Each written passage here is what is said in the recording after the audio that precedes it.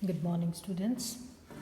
सो बेटा मैं प्रीवियस थानू 3 वीडियोज़ दे विच जो आपां कीता रिकॉल करते हैं, उस तो बाद फिर जो अपना विच लैफ्ट ओवर सी that we will discuss hair.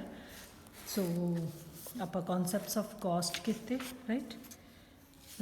ਇਹਦੇ ਵਿੱਚ ਜਿੰਨਾ ਵੀ ਤੁਹਾਨੂੰ ਕਰਵਾਇਆ दैट इज़ कंप्लीट। तो लास्ट में जी वीडियो सी that was about cost function, जिहदे च आपां ट्रैडिशनल थेरी ऑफ कॉस्ट की, right. The cost in the short run and the cost in the long run we studied about. The cost in the short run दे विच अपने कोल 3 type दी cost आपां cover up कीतियां ने, total cost, average cost and the marginal cost. Total cost के 2 concept ने, total fixed cost and total variable cost. Average cost के भी 2 concept ने, average fixed cost and average variable cost. Marginal cost it is always the variable one, ठीक है। सो जो हुण तुसीं बेसिकली जी थेरी पार्ट पढ़ना है, टोटल कॉस्ट का जिवें मीनिंग आ गया बेटा, ठीक है। उस तो बाद टोटल कॉस्ट का वाला formula that TC is equal to TFC plus TVC। Definition is up to you, करनी या नहीं करनी, ठीक है। क्योंकि किन्ने ही कॉन्सैप्ट ने, 9 कॉन्सैप्ट ने, 9 डेफिनेशंस लर्न करनियां। It's a big task. जिथे तुहानूं लगूगा कि तुसीं जस्टिफाई कर सकते हो तो डेफिनेशन दे देनी है। डेफिनेशन का मीनिंग हुंदा है कि उहदे विच तुसीं ऑथर का नाम भी लिखना हुंदा है, कॉमा इनवर्टिड कॉमस, कॉमा इनवर्टिड कॉमस तुसीं नरेशन की हुई अपनी 10th ਦੇ ਵਿੱਚ कि इनवर्टिड कॉमा का मतलब ਹੁੰਦਾ ਹੈ इस पर्टिकुलर परसन ने ये गल इस तरीके नाल कही सी, तो तुसीं इस दे विच बदलाव नहीं कर सकते होंगे, ठीक है। अगर थानू ऑथर का नाम भुल जाता है तो तुसीं उहदी जगह ते लिखना है इन अदर वर्ड्स, ठीक है। फिर थानू इनवर्टिड कॉमस नहीं लगाने होंगे, क्योंकि हुण तुसीं उस चीज़ नू अपनी शब्दां दे विच कहा है, राइट। उस तो बाद आ गए टोटल कॉस्ट के कॉन्सैप्ट्स। फिक्सड होंदी है, वेरीएबल होंदी है, राइट। फिर आ गए बच्चे टोटल फिक्सड कॉस्ट तुहाडे कोल। हुण टोटल फिक्सड कॉस्ट की है, उसका फॉर्मूला दस्सिया है units of fixed factor into price of the factor, ठीक है। फिर definition you need not to do here again. फिर आ गया टेबल, उही जिहड़ा आपां टेबल नंबर 8 है उन्होंने स्प्लिट किया होया है, ठीक है। वही देखो units of output, total fixed cost 10, right. उस तो बाद आ गई तुहाडे कोल इहदी diagram, then total variable cost, और इनू प्राइम कॉस्ट भी कहने हाँ, ठीक है। मीनिंग आ जाऊगा वो कॉस्ट जी वेरीएबल फैक्टर्स ऑफ प्रोडक्शन के उत्ते जी है वो स्पेंड की जाती है। Definition need not to do.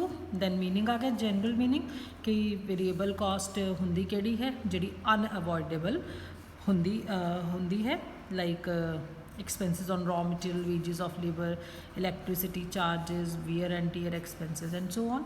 फिर टेबल नंबर 2 आ गया, it is also the same one, ठीक है। हुण इस टेबल के कॉरस्पॉन्डिंगली तुसी की बनाओगे, डायग्राम बनाओगे, TVC बन गई। फिर आ जाती है टोटल कॉस्ट। टोटल कॉस्ट की है, it is the sum total of total fixed cost and the total variable cost. फिर आ वाला हुण जिहड़ा टेबल 3 है, it is what, it is addition. First तो सैकेंड टेबल नू टोटल करके आ वाला तुहाडे कोल आ गया। फिर इको ही डायग्राम दे विच तुसीं तीनों कॉस्ट ने जिहड़ियां उन्हां नू रिप्रजेंट करके डायग्राम बना लोगे। Now what we have left yesterday that is significance of the difference between the fixed and the variable cost. कि असी फिक्सड और वेरीएबल कॉस्ट नू सैपरेटली पढ़ते हाँ, उहदी इंपॉर्टेंस की है। First is production decision during depression और डिसीजन ड्यूरिंग शटडाउन। देखो बच्चे मैं कल थानू एग्जाम्पलीफाई किया सी कि अगर मेरे को एक कमरा है, उहदे विच फैन लग्या होया है, राइट। उहदी जिहड़ी फैन की कॉस्ट है दैट इज़ फिक्सड वन, ठीक है। और उहदा जिहड़ा रेंट आ रहा है, उहदे चलन दे उत्ते जो खर्चा आ रहा है दैट इज़ वेरीएबल वन। हुण इन शॉर्ट रन जी सॉरी जे मैं अपनी प्रोडक्शन को डिसकंटिन्यू कर दिंदी हाँ, ठीक है। फिक्सड कॉस्ट इज़ वट, जिहड़ा उस पंखे का खर्चा है वो तो मैनू बीयर करना ही करना पऊगा ना, like rent of factory premises, interest on fixed capital etcetera. So in other words firm है जी उसनू जिहड़ा लॉस है वो किहदे इक्विवेलेंट बीयर करना पैंदा है, फिक्सड कॉस्ट, जदों वो ईवन अपना प्रोडक्शन नू क्लोजर भी कर दिंदी है, ठीक है। मतलब अगर मैं क्लोजर कर रही हाँ, क्लोजर के उत्ते सिर्फ मेरिया किहड़ियां कॉस्ट ने जिहड़ियां खत्म होणगियां, only the variable one, not the fixed cost. So during depression price ਇੰਨਾ ਕੁ ਫਾਲ ਕਰ ਜਾਂਦਾ ਹੈ ਕਿ ਅਸੀਂ ਉਹਦੇ ਵਿੱਚੋਂ ਸਿਰਫ ਤੇ ਸਿਰਫ ਕੀ ਕੱਢ ਸਕਦੇ ਹਾਂ, ਓਨਲੀ ਦਾ variable cost. So firm will continue its production and bear the loss of fixed cost. So fixed ਔਰ ਵੇਰੀਏਬਲ ਕਾਸਟ ਨੂੰ ਡਿਸਟਿੰਗੁਇਸ਼ ਕਰਨਾ ਜਾਂ ਉਹਨੂੰ ਅਲੱਗ-ਅਲੱਗ ਪੜ੍ਹਨ ਦਾ ਕੀ ਫਾਇਦਾ ਹੁੰਦਾ ਹੈ ਕਿ ਮੈਂ ਜੋ ਡਿਸੀਜਨ ਸ਼ਟਡਾਊਨ ਦੇ ਟਾਈਮ ਦੇ ਉੱਤੇ ਜਾਂ ਡਿਪਰੈਸ਼ਨ ਦੇ ਟਾਈਮ ਦੇ ਉੱਤੇ ਲੈ ਰਹੀ ਹਾਂ, ਉਹ ਮੇਰਾ ਡਿਸੀਜਨ ਹੈ ਜਿਹੜਾ ਉਹ ਇਹਨਾਂ ਕਾਸਟ ਦੀ ਹੈਲਪ ਦੇ ਨਾਲ ਸਹੀ ਹੋ ਜਾਊਗਾ। Next, control over cost. Short period ਦੇ ਵਿੱਚ ਫਰਮ ਦੇ ਕੋਲ ਕੋਈ ਵੀ ਕੰਟਰੋਲ ਨਹੀਂ ਹੁੰਦਾ ਫਿਕਸਡ ਕਾਸਟ ਦਾ। Whether it increases or decreases production, it will have to bear the fixed cost. On the other hand, firm the full control ਹੁੰਦਾ ਹੈ variable cost ਦੇ ਉੱਤੇ। variable cost ਨੂੰ firm increase ਜਾਂ decrease ਕਰ ਸਕਦੀ ਹੈ ਆਪਣੀ discretion ਦੇ ਉੱਤੇ, ਆਪਣੀ ਜ਼ਰੂਰਤ ਦੇ ਉੱਤੇ।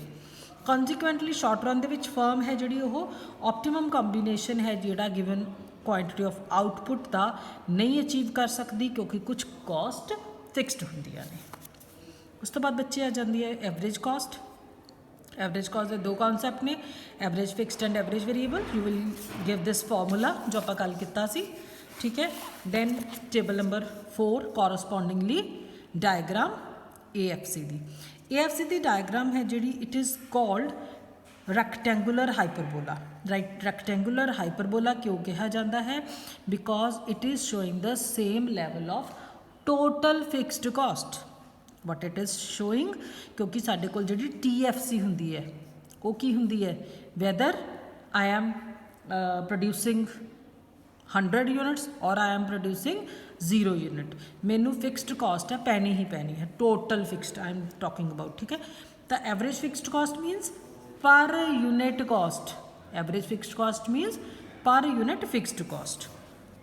then we have average variable cost, formula है TVC upon Q, table correspondingly diagram, then average total cost formula। दो formula ने, चाहे TC ਦੇ थ्रू ਕੱਢ ਲਓ, ਚਾहे ਤੁਸੀਂ ਉਹਨੂੰ AFC plus ABC ਦੇ ਨਾਲ find out ਕਰ ਲਓ। ਉਸ ਤੋਂ ਬਾਅਦ ਆ ਜਾਂਦਾ ਬੱਚੇ table number 6, then diagram number 7। ਹੁਣ ਹੈ ਜਿਹੜਾ ਕੁਐਸਚਨ ਨੋਰਮਲੀ ਪੇਪਰ ਦੇ ਵਿੱਚ ਆ ਜਾਂਦਾ ਹੁੰਦਾ ਹੈ that why is short run average cost curve U shaped? You shaped ਕਿਉਂ ਹੁੰਦੀ ਹੈ ਬੇਟਾ? ਜਦੋਂ ਤੁਸੀਂ MC ਬਣਾਈ ਹੋਣੀ ਹੈ ਤੁਸੀਂ ਦੇਖਿਆ ਹੋਣਾ ਕਿ MC the curve we you shape ਹੀ ਬਣਦੀ ਹੈ, ਬਟ ਜਿਹੜੀ ਫੇਮਸਲੀ ਕਹੀ ਜਾਂਦੀ ਹੈ that is AC curve.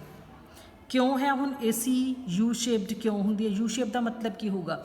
Firstly it will fall, then it will reach its minimum point and afterward it rises upward. So U shape of short run average cost curve can be explained in two ways. First is interaction of average fixed cost and average variable cost, क्योंकि average cost ਦੇ ਵਿੱਚ average fixed cost ਤੇ average variable cost ਦੋਨੋਂ ਜੁੜੀਆਂ ਹੋਈਆਂ ਹੁੰਦੀਆਂ ਨੇ। ਜਿਵੇਂ ਜਿਵੇਂ ਪ੍ਰੋਡਕਸ਼ਨ ਇਨਕਰੀਜ਼ ਹੁੰਦੀ ਹੈ ਐਵਰੇਜ ਫਿਕਸਡ ਕਾਸਟ ਫਾਲ ਕਰਦੀ ਹੈ। In the initial stages of production average variable cost ਵੀ ਫਾਲ ਕਰਦੀ ਹੈ। ਕੌਨਸੀਕੁਐਂਟਲੀ ਦੋਨੋਂ ਕਾਸਟ ਟੋਟਲ ਵਿੱਚ ਦੋਨੋਂ ਐਵਰੇਜ ਫਿਕਸ ਤੇ ਐਵਰੇਜ ਵੇਰੀਏਬਲ ਦੋਨੋਂ ਹੀ ਫਾਲ ਕਰਨਗੇ। ਇਟ ਮੀਨਸ ਐਵਰੇਜ ਕਾਸਟ ਵੀ ਫਾਲ ਕਰੂਗੀ ਔਰ ਕੌਨਸੀਕੁਐਂਟਲੀ ਐਵਰੇਜ ਕਾਸਟ ਹੈ ਉਹ ਆਪਦੇ ਮਿਨੀਮਮ ਪੁਆਇੰਟ ਤੇ ਪਹੁੰਚ ਜੂਗੀ, ਠੀਕ ਹੈ। ਉਸ ਤੋਂ ਬਾਅਦ ਐਵਰੇਜ ਕਾਸਟ ਕਰਵ ਕੀ ਕਰਨਾ ਸ਼ੁਰੂ ਕਰੂਗੀ? ਇਨਕਰੀਜ਼ ਕਰਨਾ ਸ਼ੁਰੂ ਕਰੂਗੀ। ਜਦੋਂ ਐਵਰੇਜ ਕਾਸਟ ਆਪਦੇ ਮਿਨੀਮਮ ਪੁਆਇੰਟ ਦੇ ਉੱਤੇ ਪਹੁੰਚ ਜਾਂਦੀ ਹੈ ਉਸ ਟਾਈਮ ਦੇ ਉੱਤੇ ਕੀ ਹੋਊਗੀ? ਫਰਮ ਫੁੱਲ ਯੂਟੀਲਾਈਜੇਸ਼ਨ ਕਰ ਰਹੀ ਹੋਗੀ ਆਪਣੀ production capacity the. It means that will be called the optimum output. Optimum output, that level of output which corresponds to the lowest per unit cost of production, right?